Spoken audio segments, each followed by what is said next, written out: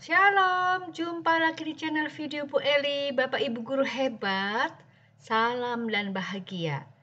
Nah, kali ini Bu Eli akan memberikan informasi ya dari Balai Pengembangan Talenta Indonesia Pusat Prestasi Nasional Kemendikbudristek ya, yaitu di bidang sains, riset, teknologi, dan inovasi ya.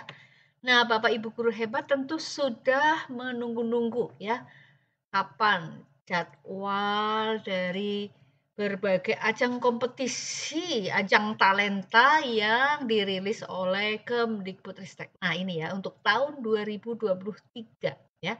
Jadi Bapak Ibu guru hebat, di sini ada jenjang SD, SMP, SMA ya.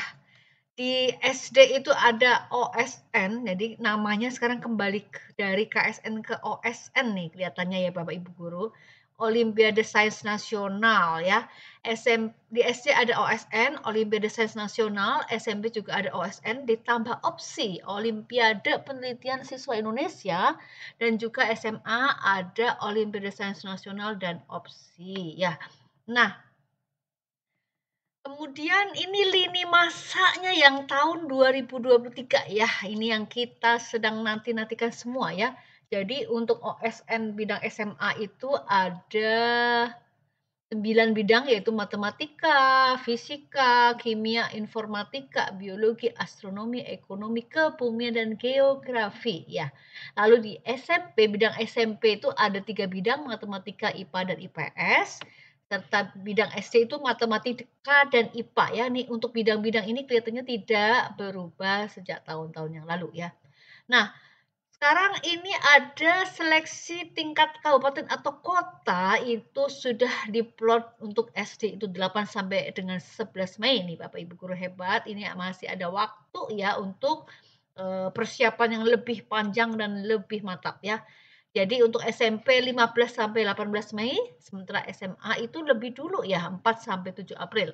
Nah, kemudian seleksi tingkat provinsi itu SD di 19 sampai dengan 22 Juni, lalu SMP 26 sampai dengan 29 Juni, sementara SMA itu lebih awal, yaitu 5 sampai dengan 10 Juni.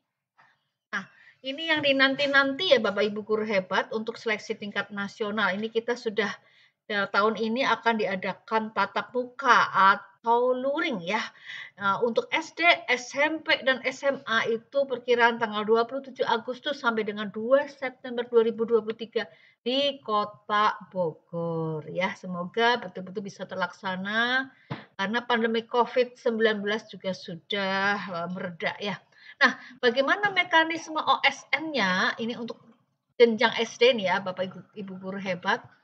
Jadi maksimal 5 peserta per bidang lomba ya masing-masing untuk SD, SMP, dan SMA.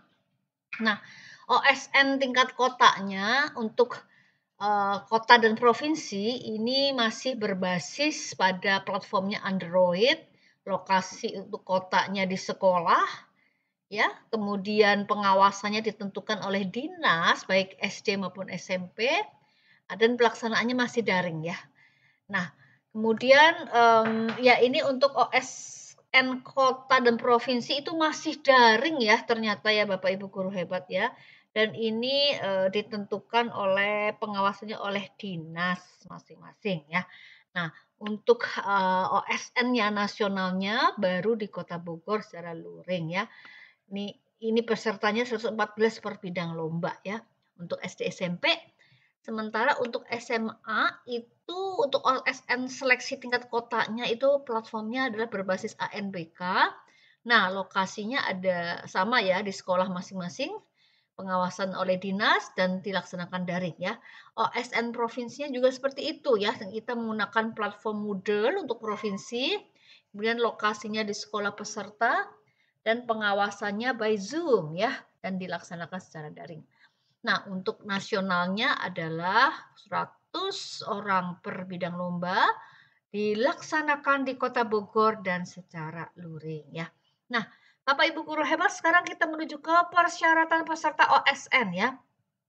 Tentunya WNI, warga negara Indonesia dibuktikan dengan dokumen resmi, kartu pelajar, KTP, SIM, paspor, lalu mendapat persetujuan dari orang tua atau wali ya. Bila peserta memiliki kebutuhan khusus berkaitan dengan kesehatan, harus mendapatkan persetujuan dari pihak yang berwenang ya.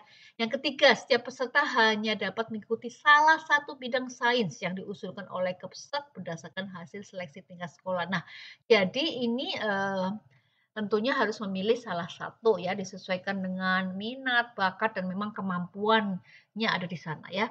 Lalu menyetujui fakta integritas nanti ditandatangani nih ya, peserta menandatangani faktanya ya, baik di tingkat kota, provinsi, maupun nasional.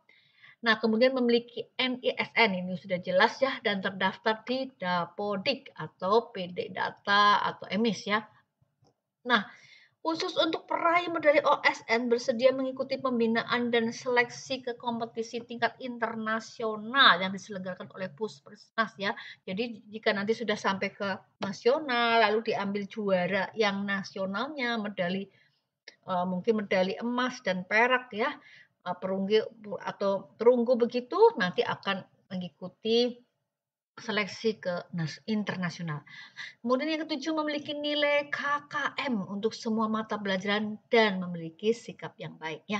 Ya, ini ada QR code untuk lampiran persyaratan umum dan khusus bidang SD, SMP dan SMA bisa di scan di sini. Nah, sekarang Bapak Ibu guru hebat ini ada masing-masing peran dari BPTI ya.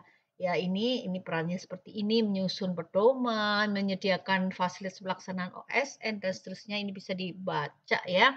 Lalu peran dinas apa ya? Ini untuk dinas setempat ya, dinas pendidikan provinsi ya, atau dinas kota menyediakan fasilitas pembinaan dan pelaksanaan OSN di provinsi ya. Jadi pembinaannya itu diatur, diselenggarakan oleh provinsi.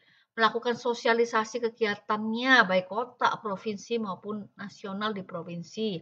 Bersama-sama tim juri dan tim panitia daerah tuan rumah OSN melakukan survei lokasi tes teori atau praktik ya. Lalu memberikan saran kepada tim juri dan tim panitia terkait penentuan lokasi tes teori atau praktik. Jadi lokasi tesnya nanti diatur ya oleh dinas.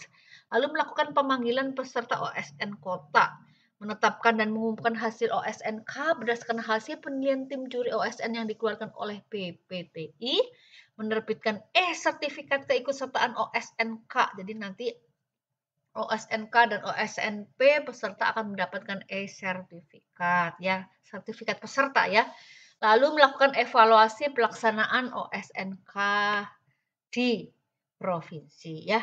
Nah, sekarang ini ya, ini seru nih Bapak Ibu guru hebat untuk motivasi peserta didiknya, penghargaan OSN ya. Jadi kalau emas totalnya ada 70 medali, medali emas ya.